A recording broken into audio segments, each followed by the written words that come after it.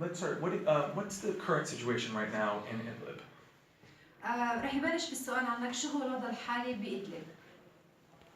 الوضع الحالي بإدلب متوتر من قبل الإرهابيين، لأنه جبهة النصرة استولت لكل منطقة إدلب، كان فيها جيش الحر، هو كان جيش معتدل بالنسبة لنا كجيش عربي سوري، بس بعد ما استولت جبهة النصرة لإدلب والمناطق اللي هون بيعتبروها تحت سيطرتهم صار الوضع متوتر، ويوميا في ضرب على المدن الآمنة. It's not that good because the Nusra Front is demanded everything there. Normally there's a Free Syrian Army. The Free Syrian Army to them are moderate to the Syrian Army, of course. But now the situation is not that good. Every day they are shelled mortars at the civilians in the city, safe cities. How often are your troops and civilians coming under rebel fire? قديش تقريبا عم بيكون معدل القذائف اللي عم تنزل عندكم هون؟ في اليوم بتصل القذائف على 20 صاروخ، وايام 6 7 يعني بشكل حسب الصواريخ، حسب الدعم اللي بتقدم لنا اياه الاتراك او قطر. That depends. Sometimes 20 rockets every day. The other day 6 or 7 more rockets. That depends on the support which given from Turkey and Qatar. السبت الماضي كان عدد الصواريخ تقريبا 24 صاروخ قذيفة هاوين. يوم الأحد كانوا 12، اثنين تقريبا كانوا كمان 12، ثلاثة كانت 8 قذائف، هاي عم نحكي محردة، بس هن رجموا المنطقة كلياتها بأكثر من 150 صاروخ. ضربوا سقيبي، ضربوا محردة، ضربوا سلحب، ضربوا قمحاني، ضربوا مصياف، ضربوا جورين، ضربوا أصيلة. كان معدل الصواريخ اللي ضربوها باتجاه المدن الآمنة تعدى 150 صاروخ. He's talking only in محردة. Saturday there's around 24 mortars and rockets. Sunday 12, Monday also 12, Tuesday 8. But in general, the whole area around 150 rockets and mortars. It almost sounds like this ceasefire isn't really being followed right now. هل برأيك بأنه عم بيقوموا بمتابعة وقف النار، وقف إطلاق النار؟ وقف إطلاق النار نحن الجيش العربي السوري التزم فيه، التزم بالقرارات اللي طلعت من روسيا ومن تركيا ومن إيران، بس ولكن الإرهابيين ما التزموا بوقف إطلاق النار. The Syrian army committed this ceasefire, but the terrorists are not. We spoke with one woman who came under rebel fire on Saturday. How much longer do you think this ceasefire will hold? كم برأيك رح هلا من شوي عملنا مقابلة مع سيدة ضرر بيتها بسبب القذائف، كم برأيك رح تصمد هي عملية وقف إطلاق النار؟ ما بعتقد الإرهابيين ما عندهم قانون يردعهم. هلا نحن الجيش العربي السوري وقت السيد الرئيس بيعطي أمر بوقف إطلاق النار الكل بيلتزموا بالقانون، بس أما الإرهابيين ما في حدا عم يعطيهم أمر بوقف إطلاق النار، وقت بيعجبهم بيضربوا ما بيعجبهم، يعني هذا الموضوع ما عندهم قانون يضبطهم مثل الجيش، نحن تحت القانون. There is no law. Okay, there is no law for the terrorists, for the Syrian army. When President Bashar al-Assad ordered them to stop, they stop immediately, but to them there is no law, so they are maybe breaking all the time. At what point does the NDF start to actively engage and start hitting back harder? أيمت بالضبط قوات الدفاع هون صارت منخرطة بالحرب. من أول الأزمة من عام 2012 مع بداية الأزمة تشكل الدفاع الوطني، وهو كان دفاع عبارة عن إنه كل بلدة لازم تشكل دفاع ذاتي لتحمي حالها وتساعد الجيش العربي السوري، وهي أوامر طلعت بالسيد الرئيس والناس التزمت فيها، فأصبح الدفاع هو رديف لقوات الجيش العربي السوري وبيلتزم بأوامره وبيتمر بأوامر الجيش العربي السوري. From the beginning of the crisis 2012, immediately they decided just to establish the national defense. There's an order from President Bashar al-Assad. He told them that every city, every town supposed to have this Bru militia to support the Syrian army. Great. My next question is on President Trump.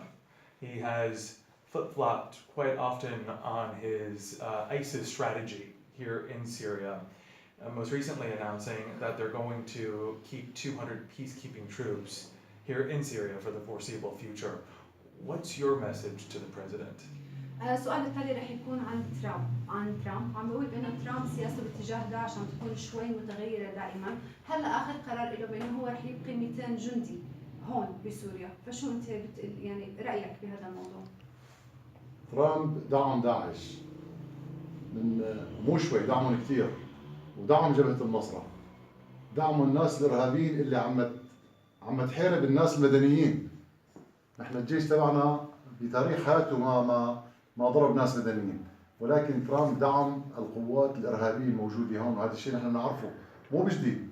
دعمهم بالعراق، دعمهم بأفغانستان، ليبيا دمروها وبدعم من أمريكا، وجو لسوريا كمان بدهم يدمروها بدعم من ترامب. وليش ما بنعرف؟ يعني مع انه اول ارهاب عالمي انضرب ضربه امريكا بال 2011 ايلول الاسود نحن سميناه، وقت الارهابيين ضربوا الابراج تبع امريكا. كان الضرب اول ما انضرب باتجاه امريكا، بعدين تحولت الحرب لعنا لهون ومدعومه من ترامب، ولحد هلا ترامب موجود بسوريا. شو المصلحه بسوريا ترامب؟ جاي مسافه الاف الكيلومترات لسوريا لحتى يقتل شعبنا. Trump support ISIS and al-Nusra Front. We don't know why exactly they support them. The idea is that, okay, he supports all the terrorists, not here only in Syria, also in Iraq and Libya. They completely destroyed Libya. He said that, okay, and when the terrorists came back to the United States, it happened in 11th September, and we called about that September the Black September. So he doesn't know why he did this here in Syria. هون بينادوا بالديمقراطية، ونحن ديمقراطيين. نحن الشعب بيختار مين بده، مو الارهابي بده يختار عنا. الشعب السوري كله مع السيد الرئيس بشار الاسد ومع جيشه ومع علمه، ولكن هو عم يدعم الارهاب، عم يدعم الارهاب العالمي، وهذا الشيء نحن ما بنريده. Trump supporting the international terrorists. We want our president, we want our flag. The Syrian resident, they support the president, they support our flag. So it's fair to say you want all U.S. troops removed from Syria. إذا أنت عم بتطالب أو برأيك بأنه لازم كل القوات الأجنبية، كل القوات الأمريكية تطلع من سوريا؟ طبعا. ما لنا شغل عنا، مو نحن طلبناهم لحتى يجوا لعنا، نحن طلبنا إيران وطلبنا روسيا ليجوا يساعدونا، بس هو فرض حاله غصب عن سوريا لحتى يكون هو موجود هون، نحن ما طلبنا. We don't ask any troops from America. We ask troops from Iran, from Russia. We don't ask them, but he imposed them. He forced them to come to here to Syria. Right now there is a current ceasefire. At what point though do you think the battle for Idlib begins again? Could we see battle in the next few weeks? هل ممكن أن نتوقع بأنه في معركة مقبلة بإدلب خلال الأسابيع القليلة القادمة؟ هلا في حاليا وقف إطلاق نار، ولكن هل من الممكن أن نتوقع وجود هيك معركة؟ طبعا السيد الرئيس بشار الأسد قال إنه بدنا نحرر كل شبر بسوريا من الإرهاب. ما بيتوقف الجيش العربي السوري حتى يحرر آخر شبر من سوريا. ما بنرضى يكون في قوات أجنبية موجودة على أراضينا. Of course, we are going to liberate it. Mr. Bashar al-Assad said that we are going to liberate all Syria land, so we are not going to let any foreign forces here in Syria. As you fight to liberate Idlib, how do you protect the civilians that are there right now? برأيك خلال معركة إدلب كيف رح يتم حماية المدنيين؟ نحن الجيش العربي السوري تبعنا موجود على الخطوط الأمامية، الريف حما الشمالي وريف إدلب الجنوبي، وهو عم يحمينا من 8 سنين وراح يتم يحمينا. The Syrian army, they are going to protect them. They are there, they are going to protect them. What's your hope for the future? آمالك بالنسبة للمستقبل؟ بتمنى الأمن والأمان يرجع لسوريا، وترجع سيطرة الدولة بشكل جيد وسيطرة الجيش العربي السوري على كامل الأراضي السورية، ليرجع الأمن مثل ما كان سابقا. Security and safe for Syria, and also we just want. بتمنى إلي أمنية ثانية إنه الشعب الأمريكي أو الأوروبي يساعدوا الجيش العربي السوري بالقضاء على الإرهاب، لأنه الجيش العربي السوري عم يدافع عنهم في سوريا، لأنه إذا الإرهاب لا سمح الله انتصر في سوريا راح يروح باتجاههم. Also, he's wishing from the American and the British people to help the Syrian government, to help the Syrian here, because they fight just instead of all the whole world. وهون عانوا من الإرهاب بدولهم، عانوا منها. And of course, these countries, the European and America, they suffered from the terrorists. نتمنى بدل ما تساعد حكوماتهم الإرهابيين تساعد الشعب العربي السوري لحتى يسيطر ويقضي على الإرهاب، لحتى هون يناموا بأمان، لأنه الجيش عم يدافع عنهم في سوريا. So we hope your governments just help the Syrian government, help the Syrian people. you've been working hard, I think, for the past few years. Syria has been in a nearly 8-year war. Does it exhaust you? How do you keep your energy given the length of this war? كيف خلال 8 سنين أكيد أنت عانيت كتير تعب كتير إرهاق، كيف بتخلي طاقتك دائما متجددة؟ هذا شيء نحن لأنه بنحب وطننا، بنحب سوريا، بنحب رئيسنا، بنحب جيشنا، وهذا الشيء بيعطينا لطول دفع للأمام لحتى ما نيأس، لأنه لازم ننتصر على الإرهاب لحتى ترجع بيوتنا وعائلاتنا وعرضنا وأرضنا بخير وأمان. Okay, we love Syria, we love our president, we love our the Syrian army. So it's our job to protect them, our job just to be with them all the time. So my next question is now a request. I'm hoping that you'll let us go today to profile or show some of the hard work that your soldiers are doing.